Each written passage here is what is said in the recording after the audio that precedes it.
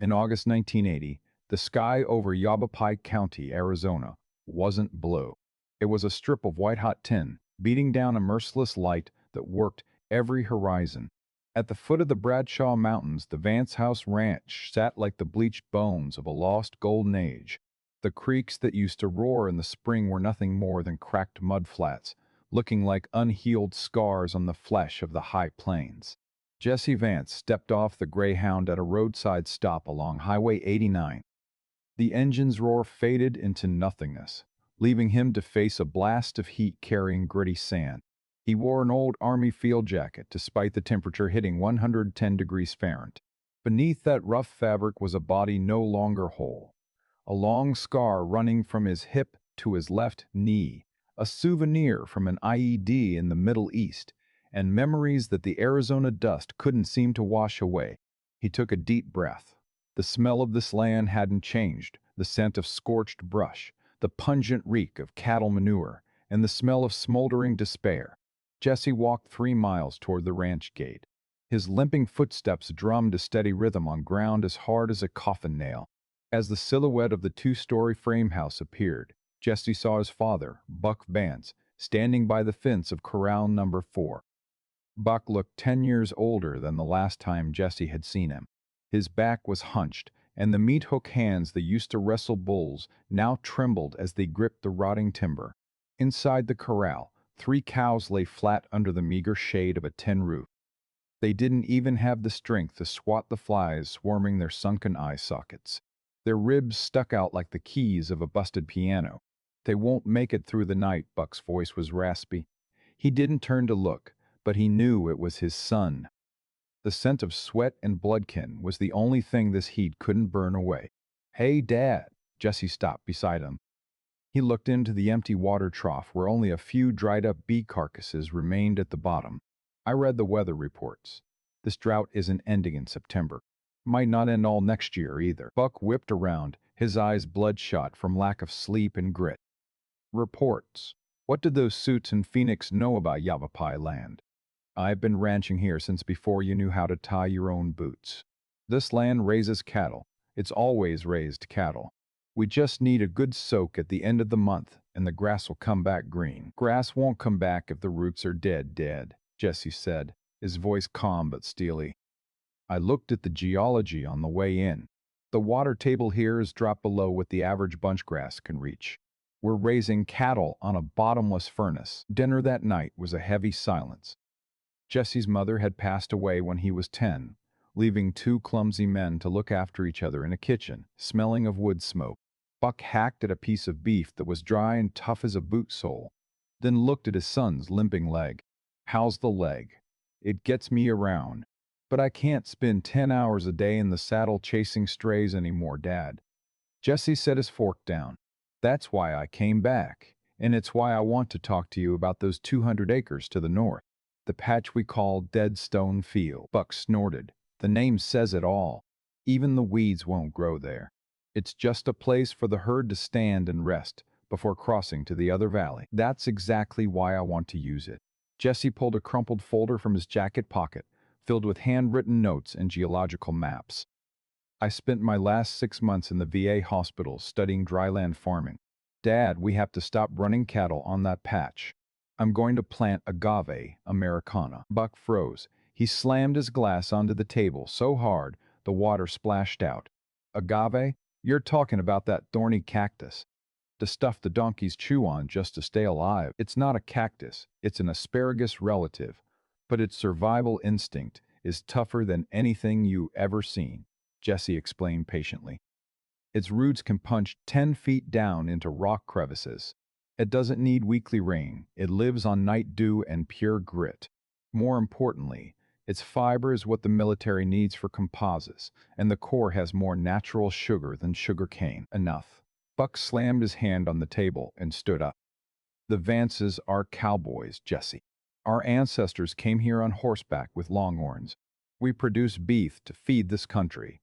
We don't grow ornaments or thorny weeds for booze makers and weavers.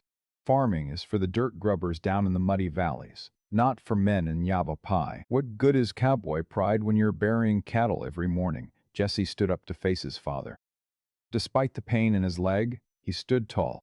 Look around, Dad, the Millers, the Thompsons, they're selling out to that vulture Barrett Stone for pennies on the dollar, just to pay the bank. If we don't pivot, this ranch is next. I don't want to see our family name wiped off the map just because we're too stubborn to let go of a dead past. Buck said nothing. He grabbed his old Stetson, walked out the door, and headed toward the corrals. The slam of the wooden door echoed in the still Arizona night. Jesse sighed. He knew his father was a chunk of old granite, hard to move. But he also knew another truth. Barrett Stone had bought the water rights to the upstream creek. Within 6 months, without a new revenue stream, the Vances would be belly up. The next morning, before the sun even cracked the horizon, Jesse drove the ranch's beat-up truck south, across the Nogales border. In his pocket was his entire military disability back pay money he had planned to use for surgery on his leg. But now he had a different priority. 3 days later, Jesse returned with a small convoy of trucks loaded with agave pups, small, gray, and thorny. They didn't look like they had any life in them, just sharp little clumps of spikes rolling around in the truck beds. Buck stood on the porch, his Winchester leaning beside him. He looked at the trucks as if he were watching an invading army. Whose money did you use to bring that crap here? My own dad. My blood money from the Middle East. Jesse stepped out of the truck, drenched in sweat but with eyes like flint. I'm not asking for help. I'm not even asking you to believe in me. I'm asking for one thing: let me sink or swim on those 200 northern acres. If I fail, I'll pack my bags and never bring it up again. Buck stared at his son for a long time. He saw his own stubbornness in those eyes, but mixed with a new kind of book learning he didn't understand. Fine, Buck spat. Those 200 acres are yours, but don't you dare take a single drop from the cattle troughs. And if you ruin that grazing land, you'll plow it back yourself when the rains come. Jesse nodded. He knew that was the bitterest yes he could ever get. The following days were a marathon of pain. Jesse started digging small holes in the rock-hard soil of Dead Stone Field. His injured legs screamed after every swing of the pickaxe. Each night he came home, he had to ice his swollen knee just to be able to stand the next morning. But news in Yavapai County travels faster than a hawk. Within a week, the whole area knew about the Vance boys' crazy plan. Saturday afternoon, Jesse was standing in the middle of the dusty field when a polished Cadillac pulled up by the road. Barrett Stone stepped out, his suit looking ridiculously crisp in the middle of the wasteland. Behind him were a few of his lackeys and some curious neighbors. Look at this, Stone laughed, his voice ringing with mockery. Jesse Vance, the returning hero. Planting cactus? You know, I thought you were a sharp kid when you joined the service. But looks like that Iraq sun fried your brains. Jesse didn't stop his pickaxe. You come all this way just to check on my health, Stone. I came to give you an out. Stone stepped closer to the fence, his expensive cologne drowning out the smell of the earth. And buying up this whole stretch for a resort and a golf course. Farming here is a fool's errand. Tell your old man I'll go 10% over market value if you sign by next week. Don't go dying on the vine in this field of thorns. Jesse stopped, wiped the sweat from his brow, and looked Stone dead in the eye. You see these thorns? They aren't just to protect the plant. They're to remind guys like you that there are things in this world money can't buy. This land isn't for golf, Stone. It's for survival. The crowd of neighbors whispered. A man named Miller, who had just sold his ranch to Stone, shouted, "You're nuts, Jesse. You're spitting on your father's legacy. Look at yourself. You look more like a gardener than a man." Jesse didn't answer. He knelt down, placed an agave pup into the dry hole, and used his hands to pack the rocks and sand tight around it. His movements were slow and meticulous, like he was performing a religious rite. Barrett Stone smirked and turned back toward his car. Suit yourself, Cactus Cowboy. Let's see what you'll use to fill your belly when your daddy's last cow drops dead of thirst. Rocks or thorns? The Cadillac's engine roared and disappeared into a cloud of dust. Jesse stood there, alone in the middle of 200 acres of rock. He looked down at the tiny pup at his feet. It was pale green, tiny against the ocean of dead brown. He knew this fight wasn't just against Stone or the drought. It was a fight to redefine what it meant to be a man on this God-forsaken land. From a distance on the porch, Buck Vance was still standing there with his gun in hand. He had heard every one of Stone's insults. He gripped the stock of the rifle until his knuckles turned white. For the first time in years, he didn't look at his dying cattle. He looked at the limping shadow of his son, standing his ground alone against the stone. Jesse sat hunkered down by the shed, the dim glow of his flashlight cutting across the irrigation sketches he'd roughed out. His left knee was swollen up like a balloon, throbbing as if someone were driving a spike into the joint. He splashed a ladle of cold water over it, gritting his teeth against the white-hot pain shooting up his spine. The next morning, the roar of the engine shattered the dawn stillness. It wasn't Jesse's truck. 3 dust-caked Ford F-150s pulled up to the Vance Ranch gate. Men in flannel shirts and wide-brimmed Stetsons stepped out, familiar faces from the Yavapai County Cattlemen's Association. Leading them was Silas Miller, the Vance's oldest neighbor. Buck Vance stepped onto the porch, clutching an old coffee pot. "Silas, you boys are out early." Silas didn't return the greeting. He looked toward Deadstone Field, where Jesse's Agave pups stood in straight, lonely rows against the gray-brown wasteland. "We're here to talk about the honor of this land, Buck. Since when did you let your boy turn the finest ranch in Yavapai into a weed nursery?" "It's not a weed, Silas. It's Agave Americana," Jesse said, stepping out from the shadows of the porch. His voice was husky but firm. "I don't give a damn what you call it, kid," another man named Tucker barked, his voice dripping with contempt. "You're inviting pests and trashing the view of this valley. Barrett Stone is right, you're tanking all our property values. Who's gonna buy a ranch next to a godforsaken boneyard full of spikes?" Buck looked at Jesse, then back at his old friends. The conflict was written all over his weathered face. "It's only 200 acres of the Badlands, Silas. My herd is still here. Your herd is dying of thirst, Buck. And instead of digging more wells or buying hay, your son is pissing away money on plants that even a burro wouldn't touch." Silas stepped closer to the porch, his voice dropping into a low threat. "The association won't stand by while you spit on tradition. If this kid doesn't rip out those thorns by the end of the month, we're voting the Vance Ranch off the state drought relief list." Jesse felt his heart thumping in his chest. This wasn't about farming anymore. This was an ideological purge. As the men drove off, leaving a screen of choking dust, Buck turned to Jesse. He didn't yell, but his eyes held a profound sadness. "You see that, Jesse? Around here, if you aren't one of them, you're the enemy." "I'd rather be their enemy than a slave to a dying tradition, Dad," Jesse replied, then limped back to his gear. He began a silent, solitary war. To save the main well for his father's cattle, Jesse didn't touch it. He scavenged every rusted tank and barrel around the ranch, cut them in half, and lined them up along the agave rows.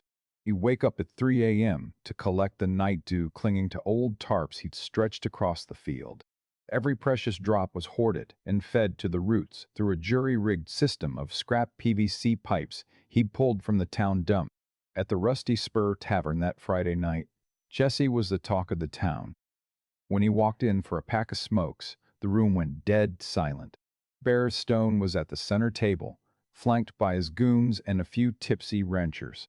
"Well, look who it is, our cactus cowboy," Stone called out, sounding mighty smug. "Come on, Jesse. Tell us, did you have a little chat with your prickly leaves today? They promised to turn into greenbacks for you." Laughter erupted across the bar. Jesse ignored it and walked to the counter. But Stone wasn't done. He stood up, blocking Jesse's path, reeking of bourbon.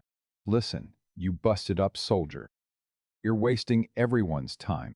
I just bought out Miller and Thompson. The Vances are the last piece of the puzzle. Don't let your old man end up on the street at 70 just because of your delusional ego.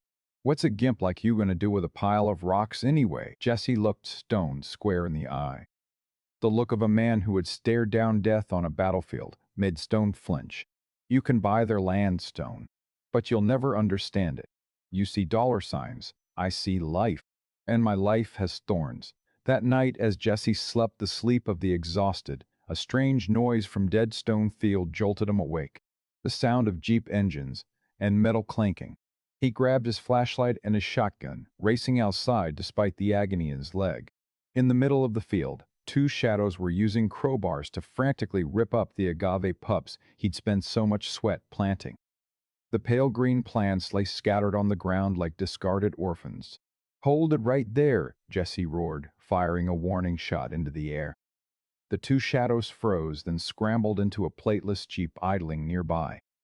They vanished into the darkness of the highway before Jesse could get a good look at them.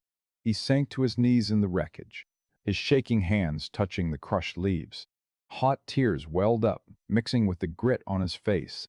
3 months of backbreaking work trashed in minutes. Suddenly, a tall shadow blocked the moonlight. Buck Vance stood there, his Winchester still smoking. He had just squeezed off a second shot at the fleeing Jeep's rear tire, though the range was too far to tell if he'd hit. Buck didn't say a word. He knelt down, used his meat-hook hands to pick up an Agave pup, brushed off the dirt, and set it back into the hole. He used his cowboy boots to stomp the earth tight around the base. "Dad," Jesse choked out, stunned. "They think they can come onto Vance land and raise hell?" Buck growled, his voice trembling with fury. "I don't like these plants, Jesse. I still think you're half-cocked. But this is Vance land, and no big shot or coward is going to touch what my son bled into this soil." That night, the two Vance men stood watch over the field of thorns. Buck sat on a large boulder, rifle across his lap, his deep-set eyes scanning the dark. For the first time in years, Jesse felt the ice wall between them start to thaw. "Why'd you fight us so hard?" Jesse asked softly. Buck was quiet for a long time, his breath hitching in the wind. "Because if you're right, Jesse, then it means I've been wrong for 50 years. It means all the cows I raised, every time I prayed for rain till I was hollow. It was all just meaningless stubbornness. I'm scared I spent my whole life chasing a ghost." Jesse touched his father's arm. "You weren't wrong. You raised me on those cows. You taught me what it means to dig in your heels. I'm just using that grit to find a new trail. One the cattle can't walk, but we can." The next morning, Buck didn't head straight to the corrals. He helped Jesse mend the barbed wire fence around the Agave field. Neighbors driving by slowed down, gawking at old Buck Vance, the poster child for the old ways, hammering stakes for his crazy son's thorn garden. The sun was as brutal as ever, and the Agave grew painfully slow. But in that old frame house, something else had started to take root. Understanding, Jesse wasn't working alone anymore. Every afternoon, after tending his thinning herd, Buck would bring out a bucket of gray water to soak the first row of Agave. By May, the last flickering hopes for a spring rain had vanished like smoke. The National Weather Service officially declared a Stage 4 exceptional drought, the highest disaster level, for the entire Southwest. Jesse Vance stood on the northern ridge, looking down over the ranch. It looked like a half-burned painting. To the east, the grazing lands that were once the pride of the Vance family were now a gray, choking dust bowl.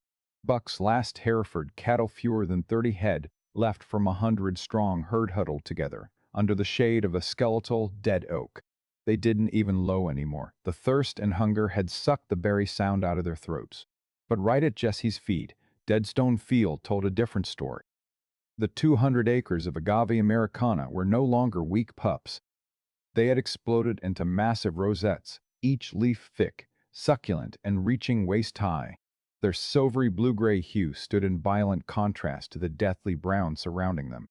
When Jesse ran his buck knife across a leaf, a thick, clear sap oozed out. It was the payoff of 2 years of roots relentlessly punching through limestone strata to hit the deep vein aquifer, a source that wheatgrass or weeds could never dream of touching. "Jesse!"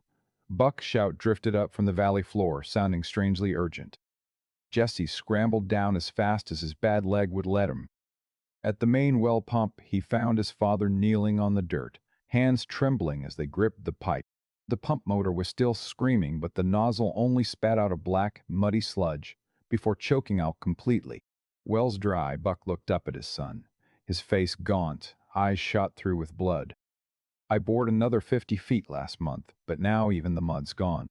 Barrett Stone won. "He's running industrial pumps at that golf course, over the ridgy, sucking the lifeblood out of this land." Right then, Stone's Cadillac appeared, gliding over the dusty road like a triumphant ghost. He pulled up to the gate but didn't bother getting out this time. He just rolled down the window wearing the smirk of a man who had just handed down a death sentence. I hear the Vancewell finally gave up the ghost, Stone called out, his voice thick with fake sympathy. Pity, my greens are still lush. Water rights law favors businesses bringing in the big bucks for the county. You boys are just holding on to a ghost. Sign the bill of sale tonight, and I'll have water trucks out to save your herd immediately. Don't let 'em die for your damn pride. Buck started to reach for his iron, but Jesse put a hand on his shoulder. He looked straight at Stone, his smile sharper than an agave thorn. Keep your water for your country club grass, Stone. Our cattle aren't gonna die. As Stone drove off, Buck looked at his son like he lost his mind. What are you talking about? We're out of water. Cows can't eat rocks. But they can eat agave, Dad, Jesse said, his voice hard with resolve. The heart of the agave, once you shred it, is 80% water and packed with natural sugars. It's the best drought rations nature ever gave this country. I've got the chipper set up behind the shed. All through the night the Vance men worked under the glare of work lights. Jesse used an axe to fell the mature agaves, stripping away the thorny outer leaves, to reveal the snowy white hearts, the piñas the size of giant pineapples. The roar of the chipper filled the night, turning the succulent hearts into a pulpy mash that smelled of sap and damp earth. When Jesse dumped the mash into the troughs, the dying cows suddenly craned their necks. They started eating like they were starving for it. Life seemed to pump back into their hollow frames. Buck stood there, watching his animals crawl back from the brink, thanks to the very plant he'd called trash. He quietly picked up an axe, stood beside his son, and took the first swing into an agave heart. The drought dragged on for another 3 months. Across Yavapai County, it was a slaughterhouse. The Millers lost their entire 15-head herd in a week. The Thompsons' fire sold their land for pennies on the dollar just to flee the parched earth. The Cattlemen's Association meetings felt like mass funerals. Barrett Stone made his final move. He pressured the county to declare the Vance House Ranch an environmental hazard for hoarding invasive species and failing to provide livestock water, moving for a forced foreclosure. On a scorching July morning, a team of law enforcement officers and Stone's bulldozers rolled up to the gate. Stone stood on a high mound, watching his victory unfold. "Jesse Vance, Buck Vance," he hollered through a bullhorn. "Time's up. You got no water, no future. Step off my land." But instead of a white flag, the ranch gates swung wide. Jesse walked out, not with a gun, but with a legal folder and a plastic bucket. Behind him came Buck and 10 other local ranchers' men Jesse had secretly shared agave hearts with to save their herds over the last month. "This isn't your land, Stone," Jesse said, his voice echoing through the still valley. "And this isn't a land without water." He handed the folder to the sheriff leading the foreclosure detail. "This is the certification from the Arizona State Agricultural Institute. The Agave Americana on Vance land isn't an invasive species, it's a strategic crop for land conservation. More importantly, it holds enough biological water to sustain a herd without pulling a single drop from the dying water table." Jesse turned toward Stone, holding up a dripping agave heart. "You cut our water to save a golf course. But you didn't know that while you were spending millions to suck the earth dry, we were making our own water out of these thorns. Look." He poured the liquid from the agave mash onto the ground. The moisture soaked into the parched sand, leaving a dark, vivid streak of life. The rancher standing with Jesse stepped forward as one. "My family still has 10 head of cattle thanks to Jesse's crop," Silas Miller spoke up, his voice shaking with emotion and regret. "The Vances saved us when you were trying to bury us, Stone." The bulldozers went quiet. The sheriff looked at the Vance cattle. They weren't fat, but their eyes were bright, and their footing was solid. Then he looked at Stone's golf course, which was starting to yellow under a new water restriction order for recreational zones. "Foreclosures stayed," the sheriff announced. "Anywhere there's life and feed, it ain't dead stone anymore." Barrack Stone stood frozen. He watched his empire crack at the very moment he thought he cinched the deal. He screamed a bunch of empty threats, but the sound of the retreating bulldozers drowned him out. As Stone's crew disappeared behind a cloud of red dust, Yavapai Valley returned to its silence. But it wasn't the silence of the grave. Buck Vance walked over to his son, looking at the field of agave swaying slightly in the heat haze. "We lived through the sky's fury," Buck said, resting a heavy hand on Jesse's shoulder. "And for the first time in my life, I think those thorns look prettier than any green pasture I ever saw. In the Rolly Ford, 1982, and the long while, overdue rains finally started soaking into the red dirt. Jesse spent his nights hunched over the old rotary phone in his father's office. He called every lead he'd ever scribbled in his VA hospital notebook, textile mills in California, health food outfits in Colorado, and even military logistics units looking for ultra-durable natural fibers. Dad, we can't just keep feeding the hearts to the herd, Jesse said as Buck walked in, his boots caked in mud. I've hooked up with a fiber broker in San Francisco. They need agave sisal to test out composite materials for body armor and high-end car interiors. They're sending a specialist out here next week. Buck sat down, pulling off his beat-up Stetson. He looked at his son, who was running a ranch with long-distance calls instead of a bullwhip. I hear Stone's looking to choke us out. He bought up the right-of-way on the stretch of Highway 89 that runs through the East Valley. Says the road is too soft to handle heavy freight. Jesse gripped his pen tight. He won't stop till we're belly up. But that's a public road, he can't hold it forever. The day the textile specialist, a man named Henderson, arrived, the Yavapai sky was a leaden gray but held no rain. Henderson was floored by the scale of the agave field. He used a magnifying glass to inspect the long, bone-white, incredibly tough fibers stripped from the mature leaves. Incredible, Jesse. This is the highest tensile strength I've seen in the interior, Henderson remarked. I want to contract your entire 200-acre yield for the first trial phase. We're talking 45 cents a pound for dry fiber. That's triple the profit of beef per acre. Buck Vance stood nearby, crunching the numbers in his head. The figure made his head spin. Based on the projected yield, those 200 acres of dead stone were going to bring in more cash than a lifetime of ranching ever had. However, the drama kicked off when the first semi-trucks rolled in to load up. Barrett Stone had made good on his threat. At the narrowest point of the road connecting the Vance Ranch to the highway, a line of concrete Jersey barriers and two of Stone's backhoes stood in a blatant blockade. Roads under emergency maintenance, one of Stone's hired goons shouted, waving a paper with a red stamp from a county office. Stone had clearly greased. No rigs over 5 tons allowed through. Jesse stood before the barrier, watching his trucks full of agave idling in a cloud of exhaust. He knew every hour wasted was a shot missed, and the contract with Henderson could go south if the shipment didn't hit the docks on time. This is an illegal blockade, Jesse growled. Just then, a low rumble echoed from behind. It wasn't the sound of truck engines, but the thunder of hooves and the rattle of old farm trucks.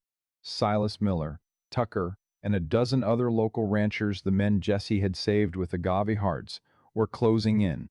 They didn't come alone. Every man was packing heat or tools, crowbars, heavy chains, and rusted-out tractors.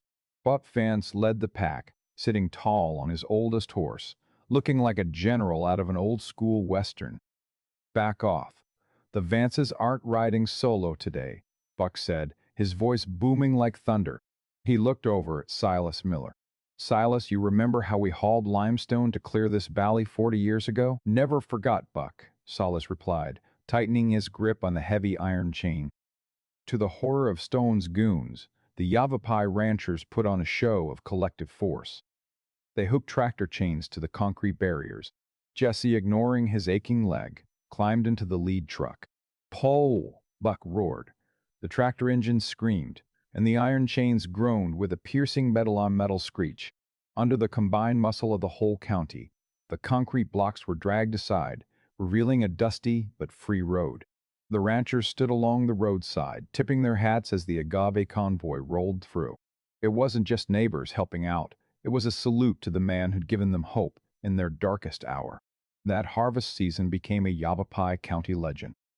The revenue from the 200 acres of agave brought the Vances over $80,000 in net profit, an unheard-of figure in 1982 for a family ranch on the brink of foreclosure.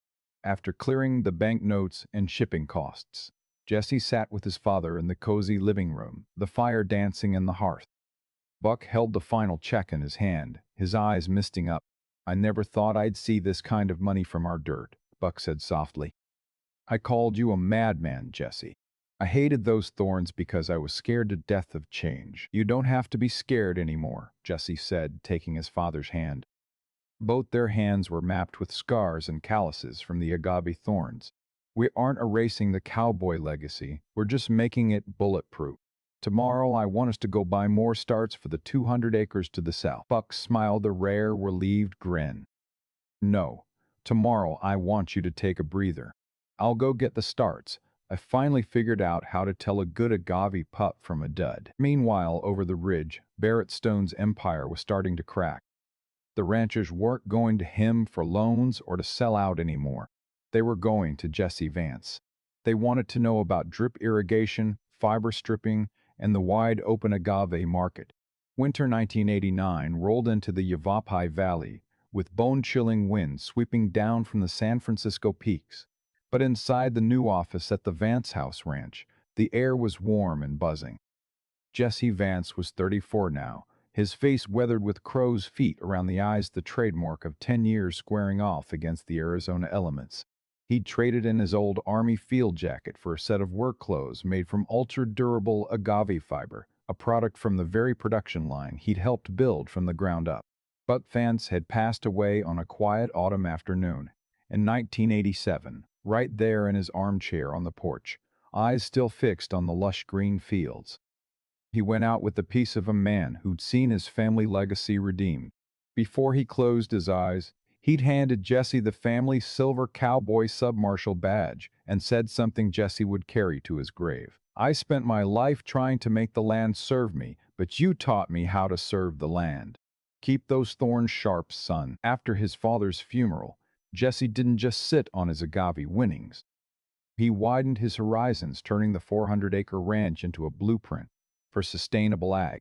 He brought in crop rotations of drought-resistant barley and tipperary beans, a native bean that could survive on a prayer. The dirt at Vance House never had to carry the same crop 2 years running.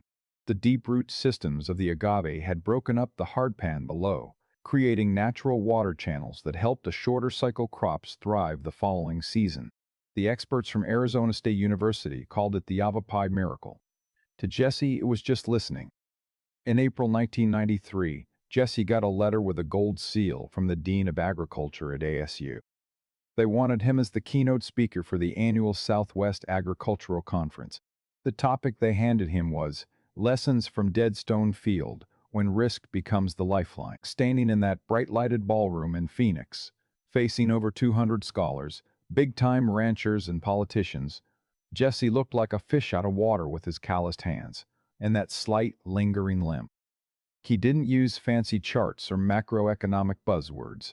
He just set a dried-out agave heart on the podium next to an old photo of his father standing by a scrawny cow back in '82. In 1980, I came home with a busted leg and a bag of seeds that everyone called trash, Jesse started, his voice low but carrying to the back of the room. The most powerful man in the county laughed at me in the local tavern, called me the cactus cowboy, said Yavapai land was for cattle and anything else was an insult to our ancestors. He paused, his eyes scanning the front rows where the young blood was busy taking notes. The lesson isn't that agave is better than beef. Wheat, corn, and livestock, they're all damn fine legacies. The real lesson is this. Any ranch that bets the whole farm on just one thing is a ranch waiting for a disaster to wipe it out. Diversification isn't just a business strategy. It's the Earth's survival instinct. And sometimes the person who sees the exit first is the one society wants to listen to the least again. A kid or a madman with a notebook. When Jesse wrapped up his speech with the story of his father swinging that axe to save the herd, the hall went dead silent for a few beats before exploding into a standing ovation. In the back row, a young woman with sharp eyes and a high ponytail couldn't stop smiling. That was his daughter, Michelle Vance, who had just graduated at the top of her class in Agave. Heading back to Yavapai after the conference, Jesse swung through town. Vera Stone's old office was now a community ag support center. Stone had hit the skids in 1991 after his golf courses went belly up from water shortages and local boycotts. He'd sold off most of his land to a nature conservancy. Jesse drove past that stretch of Highway 89 where, 11 years ago, He and his neighbors had ripped out those concrete barriers. Now the roadsides weren't a dusty wasteland. The surrounding ranches had followed the Vance model. Fields of agave alternated with rotating pastures, creating a multicolored tapestry of vegetation. Back at the Vance House Ranch, Michelle was waiting for him next to a truck loaded with strange wooden crates. "Dad, I've been researching industrial hemp," Michelle said, her eyes sparking with the same fire Jesse had years ago. Low water usage, incredible soil remediation, and the biomaterials market is blowing up. I want to run a trial on those 50 southern acres, the ones we just harvested agave from. Jesse looked at his daughter, then down at the silver cowboy badge pinned to his shirt. He smiled the smile of a changing of the guard. "Plant it, honey. The dirt's waiting." He stepped into his small office, where a glass case held his most prized possessions, the tattered VA notebook, his father's old axe, and a glass jar with the first agave seeds from 1980. Beside them was a panoramic photo of Deadstone Field during the 1982 harvest, thousands of sharp thorns pointing straight at the sky like spears guarding light. Jesse sat down in his swivel chair and looked out the window. The Arizona sunset was bleeding purple over the Bradshaw Mountains. He knew the world would see more droughts, more guys like Barrett Stone, and plenty of crises without names yet. But he wasn't sweating it anymore.